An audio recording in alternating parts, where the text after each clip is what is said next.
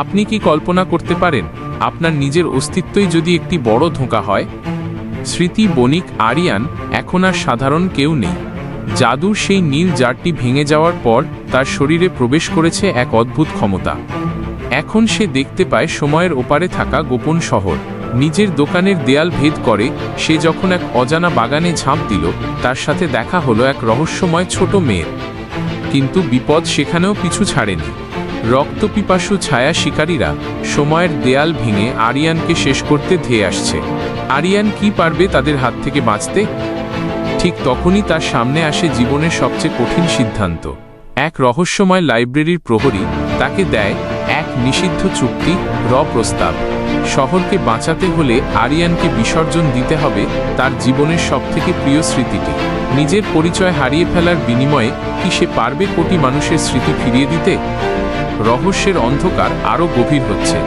আজকের পর্বে আপনারা দেখবেন আরিয়ানের সেই ভয়ঙ্কর আত্মত্যাগ এবং মেমোরি কাউন্সিলের মুখোমুখি হওয়ার প্রথম ধাপ।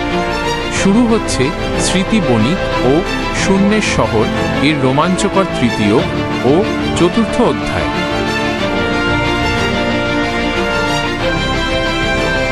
অধ্যায় ৩, শ্যাডো লাইব্রেরি ও একটি নিষিদ্ধ চুক্তি। বাগানটা যতটা শান্ত মনে হয়েছিল আসলে ততটা নয়।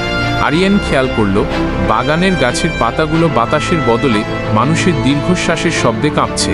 সেই ছোট মেয়েটি মাটির ঘরটা ফেলে উঠে দাঁড়াল। তার দু চোখ একদম স্বচ্ছ, যেন কোনো গভীর সমুদ্রের আয়না। তুমি কি সত্যিই আমার বাবা? আরিয়ান অস্ফুট স্বরে প্রশ্ন করল। তার মাথার ভেতর স্মৃতির নীল ধোঁয়াটা এখনো টকবক করে ফুটছে। মেয়েটি হাসল, কিন্তু সেই হাসিতে কোনো শৈশব ছিল না। সে বলল, আমি আপনার মেয়ে হতে পারি, আবার আপনার ধ্বংসও হতে পারি। আমি এই শ্যাডো লাইব্রেরির প্রহরী। আপনি যে নীল জারটি ভেঙেছেন ওটা কোনো সাধারণ স্মৃতি ছিল না। ওটা ছিল এই শহরের মানুষের হারিয়ে যাওয়া 20 বছরের সম্মিলিত চাবিকাঠি। আরিয়ান কিছু বলতে যাবে, ঠিক তখনই চারপাশের আকাশটা যেন কাঁচের মতো ফাটতে শুরু করল। আকাশের ফাটল দিয়ে দেখা যাচ্ছে সেই বর্তমানের ধূসর শহর আর সেই 3 জন ছায়া শিকারী, শ্যাডো হান্টার্স। তারা এখনও আরিয়ানকে খুঁজে বেড়াচ্ছে, কিন্তু তারা জানে না আরিয়ান এখন সময়ের এক সমান্তরাল ভাঁজে লুকিয়ে আছে। ওরা এখানেও চলে আসবে, মেয়েটি গম্ভীর গলায় বলল। শোনো আরিয়ান, তোমার হাতে সময় খুব কম। তোমার মস্তিষ্কে এখন যা আছে তা যদি কাউন্সিলের হাতে পড়ে, তবে তারা এই পৃথিবীর মানুষের মনকে স্থায়ীভাবে নিয়ন্ত্রণ করবে। কেউ আর কোনোদিন নিজের মা, বাবা কিংবা ভালোবাসার মানুষকে চিনতে পারবে না। আমি কি করতে পারি? আরিয়ান মরিয়া হয়ে জানতে চায়। তোমাকে একটা নিষিদ্ধ চুক্তি করতে হবে। এই লাইব্রেরির গভীরে একটা কক্ষ আছে যাকে বলা হয় শূন্যস্থান। সেখানে গিয়ে তোমাকে তোমার নিজের জীবনের সবচেয়ে প্রিয় স্মৃতিটি বিসর্জন দিতে হবে।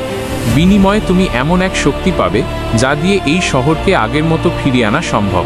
কিন্তু মনে রেখো, ওই স্মৃতিটা হারিয়ে গেলে তুমি আর কোনোদিন জানতে পারবে না তুমি আসলে কে ছিলে।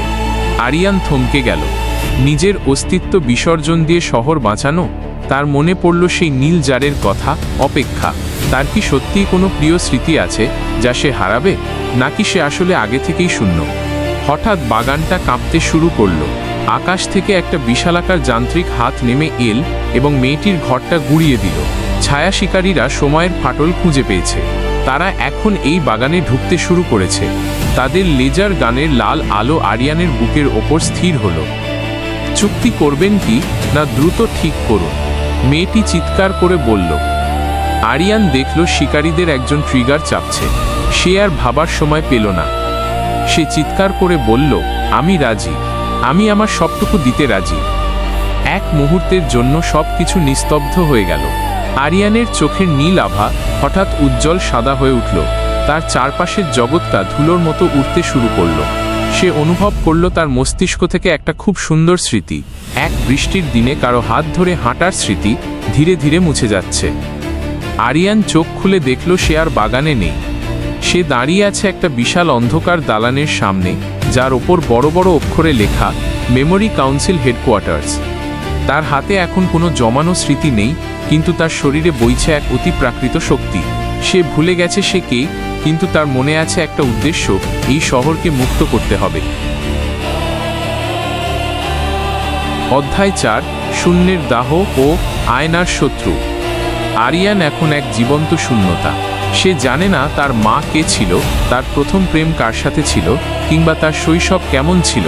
তার মস্তিষ্কের সেই অংশটুকু এখন পুরোপুরি সাদা কাগজের মতো, কিন্তু তার বিনিময়ে তার ধমনীতে এখন বইছে স্মৃতিশক্তি। সে চাইলে এখন যে কোনো মানুষের চোখে তাকিয়ে তার অতীত পড়ে নিতে পারে। সে দাঁড়িয়ে আছে মেমোরি কাউন্সিল হেডকোয়ার্টার্সের সামনে। বিশাল কালো কাঁচের দালানটা যেন আকাশকে শাসন করছে। দাঁড়াও, কে তুমি? প্রবেশদ্বারে দুজন রোবটিক গার্ড তাকে থামাল। আরিয়ান তাদের চোখের দিকে তাকাল। এক মুহূর্তের জন্য তার চোখ দুটো তীব্র সাদা আলোয় জ্বলে উঠল। সে রোবটগুলোর যান্ত্রিক স্মৃতিতে ঢুকে পড়ল এবং সেকেন্ডের মধ্যে তাদের সিস্টেম ওভারলোড করে দিল। রোবট দুটো বিকল হয়ে মাটিতে আছড়ে পড়ল। আরিয়ান ভেতরে ঢুকল। চারপাশটা একদম নিস্তব্ধ, শুধু এসির মৃদু গুঞ্জন শোনা যাচ্ছে। সে লিফটে উঠে সরাসরি শীর্ষতলার বোতাম টিপল। সে জানে সেখানে বসে আছে এই নরকের কারিগর, দ্য আর্কিটেক্ট। লিফটের দরজা খুলতেই আরিয়ান এক বিশাল হলরুমে প্রবেশ করল। রুমের দেয়ালগুলো সাধারণ ইটের নয়, বরং হাজার হাজার মেমোরি জারের স্তূপ দিয়ে তৈরি। কাঁচের জারের ভেতর বন্দি কোটি কোটি মানুষের হাসি, কান্না আর স্বপ্নগুলো একসাথে মিলে এক ভৌতিক সুর তৈরি করছে। হলের মাঝখানে একটি রাজসিংহাসনের মতো চেয়ারে একজন লোক বসে আছে। লোকটির চেহারা আরিয়ানের একদম চেনা, কিন্তু স্মৃতি না থাকায় সে চিনতে পারছে না। অবশেষে এলে তাহলে, লোকটি ধীর গলায় বলল। সে ঘুরে তাকাতেই আরিয়ান স্তব্ধ হয়ে গেল। লোকটির চেহারা হুবহু আরিয়ানের মতো, শুধু তার চুলে পাক ধরেছে এবং চোখে এক নিষ্ঠুর শীতলতা। তুমি কে? আরিয়ান চিৎকার করে জানতে চাই। আমি তোমার সেই স্মৃতি যা তুমি 20 বছর আগে হারিয়েছিলে, লোকটি হাসল। আমি তোমার বড় ভাই আরমান। এই পুরো শহরটা আমি তৈরি করেছি যাতে কোনো মানুষকে আর কষ্টের স্মৃতি বয়ে বেড়াতে না হয়। আমি তাদের মুক্তি দিয়েছি। তুমি তাদের মুক্তি দাওনি, তুমি তাদের রোবট বানিয়েছ। আরিয়ান তার হাত মুঠো করল। তার হাতের চারপাশে নীল আর সাদা বিদ্যুতের মতো আভা তৈরি হলো। মুক্তি আর দাসত্বের মাঝে পার্থক্য খুব সামান্য, ভাই আমার। আরমান উঠে দাঁড়াল। তুমি আজ যে শক্তি নিয়ে এসেছো সেটা এই লাইব্রেরি থেকেই চুরি করা।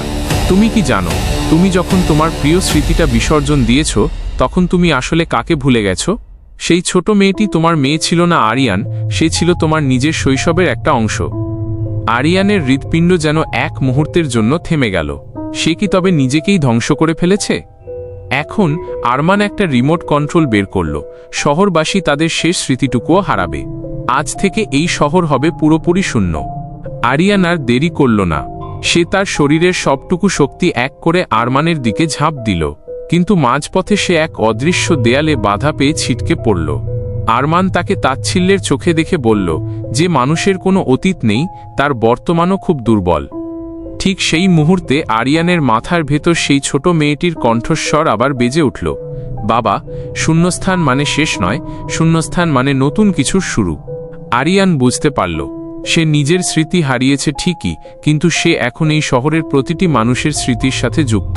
সে চোখ বন্ধ করে পুরো শহরের মানুষের কষ্টের স্মৃতিগুলো নিজের ভেতর টেনে নিতে শুরু করল। আরিয়ানের শরীর থেকে এক বিশাল বিস্ফোরণের মতো আলো নির্গত হল। পুরো হেডকোয়ার্টার কাঁপতে শুরু করল। কাঁচের জারগুলো একটা একটা করে ফাটতে শুরু করেছে। কিন্তু গল্প কি এখানেই শেষ? একদমই না। পরবর্তী পর্বে আপনারা দেখবেন মেমোরি কাউন্সিলের হেডকোয়ার্টার্সে আরিয়ানের মুখোমুখি হবে এক ভয়ঙ্কর প্রতিপক্ষ। আরিয়ান কি পারবে তার নিজের প্রতিচ্ছবিকে পরাজিত করতে? যখন শহরের প্রতিটি মানুষের হারানো স্মৃতি একসাথে মুক্তি পাবে, তখন কি সেই আবেগের চাপ সইতে পারবে এই শূন্যের শহর? সবচেয়ে বড় চমক অপেক্ষা করছে ষষ্ঠ পর্বে, যেখানে আরিয়ান জানতে পারবে সেই ছোট মেয়েটির আসল পরিচয় এবং তার নিজের বিসর্জন দেওয়া সেই স্মৃতিতে লুকিয়ে থাকা এক করুণ সত্য। কে হারবে আর কে জিতবে জানতে হলে চোখ রাখুন পরবর্তী ভিডিওতে। খুব শীঘ্রই আসছে চূড়ান্ত পর্ব।